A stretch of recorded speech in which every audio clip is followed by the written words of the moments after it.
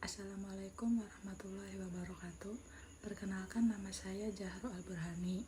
Pada kesempatan ini, saya akan mempresentasikan materi mata kuliah pengantar ilmu manajemen dengan judul Fungsi Manajemen Pengawasan dan Pengendalian.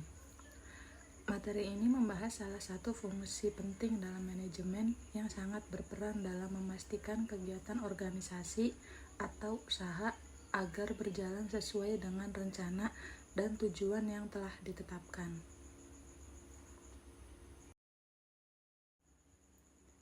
Dalam ilmu manajemen terdapat beberapa fungsi utama, yaitu perencanaan, pengorganisasian, pelaksanaan, dan pengawasan. Pengawasan dan pengendalian menjadi fungsi yang sangat penting karena tanpa adanya fungsi ini, kegiatan yang telah direncanakan bisa berjalan tidak sesuai arah atau rencana. Melalui pengawasan dan pengendalian, seorang manajer atau pemilik usaha dapat mengetahui apakah pekerjaan sudah berjalan dengan baik atau masih terdapat kekurangan yang perlu diperbaiki.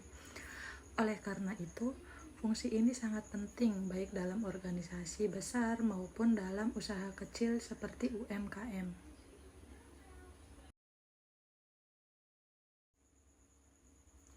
Lanjut ke pengertian pengawasan. Pengawasan atau controlling adalah proses mengamati, menilai, dan memeriksa seluruh aktivitas kerja untuk memastikan bahwa pelaksanaannya sesuai dengan rencana yang telah ditetapkan.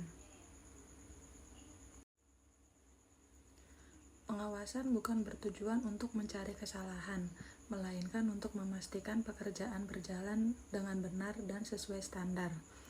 Jika dalam proses pengawasan ditemukan adanya penyimpangan, maka hal tersebut dapat segera diketahui dan diperbaiki. Contoh sederhana dalam kehidupan sehari-hari, seorang guru yang memeriksa tugas siswa. Guru melakukan pengawasan untuk memastikan tugas dikerjakan sesuai instruksi dan dikumpulkan tepat waktu. Tujuan pengawasan. Tujuan utama dari pengawasan adalah mencegah terjadinya kesalahan sejak dini. Dengan pengawasan, kualitas kerja dapat dijaga dan penggunaan waktu serta biaya menjadi lebih efisien. Selain itu, pengawasan juga bertujuan untuk memastikan bahwa semua kegiatan tetap berjalan sesuai tujuan yang telah ditentukan sebelumnya. Contoh dalam UMKM, pemilik warung rutin mengecek stok barang. Dengan melakukan pengawasan, pemilik dapat mengetahui barang mana yang hampir habis sehingga dapat segera melakukan pembelian ulang.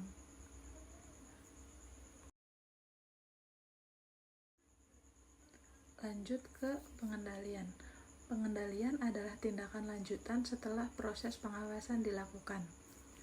Jika pengawasan menemukan adanya penyimpangan atau ketidaksesuaian, maka pengendalian berfungsi untuk melakukan tindakan perbaikan. Pengendalian bertujuan agar kesalahan yang terjadi tidak terulang kembali di masa depan. Dengan kata lain, pengendalian membantu mengarahkan kembali kegiatan agar sesuai dengan rencana awal. Contoh dalam kehidupan sehari-hari.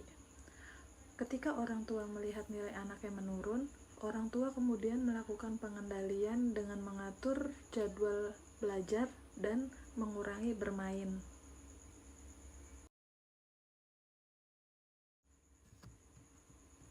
Lanjut ke perbedaan pengawasan dan pengendalian.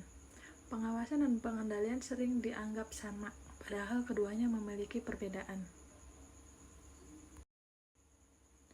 Pengawasan lebih fokus pada kegiatan mengamati dan menilai hasil kerja, sedangkan pengendalian fokus pada tindakan perbaikan dari hasil pengawasan tersebut. Namun, keduanya saling berkaitan dan tidak dapat dipisahkan. Pengawasan tanpa pengendalian tidak akan efektif, dan pengendalian tidak dapat dilakukan tanpa adanya pengawasan terlebih dahulu. Contohnya di UMKM toko roti. Misalnya, Pemilik toko roti menargetkan penjualan 200 roti per hari. Pengawasan yang dilakukan pemilik toko roti adalah: yang pertama, mengecek laporan keuangan harian. Yang kedua, menghitung sisa roti yang tidak terjual setiap sore. Yang ketiga, mengamati jam ramai dan jam sepi pembeli. Yang keempat, membandingkan aktual penjualan dengan target. Nah, dari hasil pengawasan ini ternyata rata-rata penjualan hanya 150 roti per hari. Masih banyak roti sisa di sore hari. Bisa disimpulkan penjualan belum mencapai target dan terjadi pemborosan roti. Dari pengawasan ini, kita bisa mengambil tindakan atau pengendalian, yaitu mengurangi jumlah produksi roti, memberi diskon roti pada sore hari agar roti tidak terbuang, menambahkan promo beli 3 gratis 1. Jadi, tujuan pengendalian ini untuk mengurangi pemborosan dan meningkatkan penjualan agar sesuai target.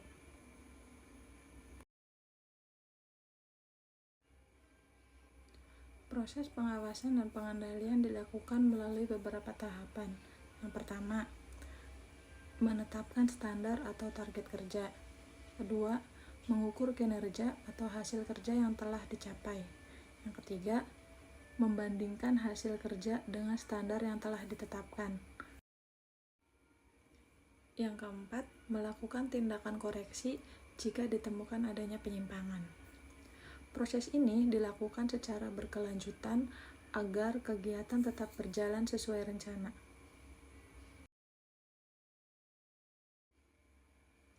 Contoh dalam kehidupan sehari-hari. Dalam kehidupan sehari-hari, pengawasan dan pengendalian dapat diterapkan dalam pengelolaan keuangan pribadi. Misalnya, seorang membuat anggaran pengeluaran bulanan, kemudian ia melakukan pengawasan dan mencatat setiap pengeluaran. Jika pada akhir bulan pengeluaran melebihi anggaran, maka dilakukan pengendalian dengan mengurangi pengeluaran yang tidak penting di bulan berikutnya. Hal ini membantu keuangan menjadi lebih terkontrol. Contoh dalam UMKM laundry. Pengawasan dilakukan dengan mengecek jumlah cucian setiap hari serta waktu penyelesaiannya. Jika pemilik usaha melihat bahwa karyawan kewalahan karena jumlah cucian meningkat, maka dilakukan pengendalian. Bentuk pengendalian yang bisa dilakukan antara lain menambah karyawan, mengatur ulang jam kerja, atau menambah mesin cuci. Tujuannya adalah agar pelayanan tetap cepat dan pelanggan tetap puas. Contoh dalam online shop. Dalam UMKM online shop, pengawasan dilakukan dengan memantau jumlah pesanan, stok barang, dan proses pengiriman. Jika sering terjadi keterlambatan pengiriman atau kesalahan packing, maka pengendalian perlu dilakukan. Pengendalian bisa berupa perbaikan sistem kerja, penambahan admin, atau pengaturan ulang alur packing. Dengan demikian, kualitas pelayanan dapat ditingkatkan dan kepercayaan pelanggan tetap terjaga.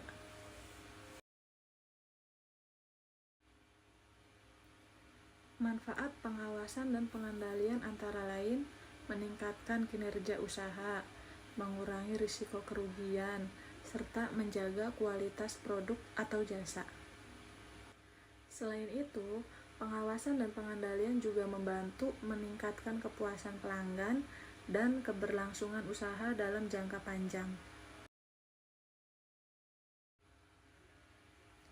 Dapat disimpulkan bahwa pengawasan dan pengendalian merupakan fungsi manajemen yang sangat penting.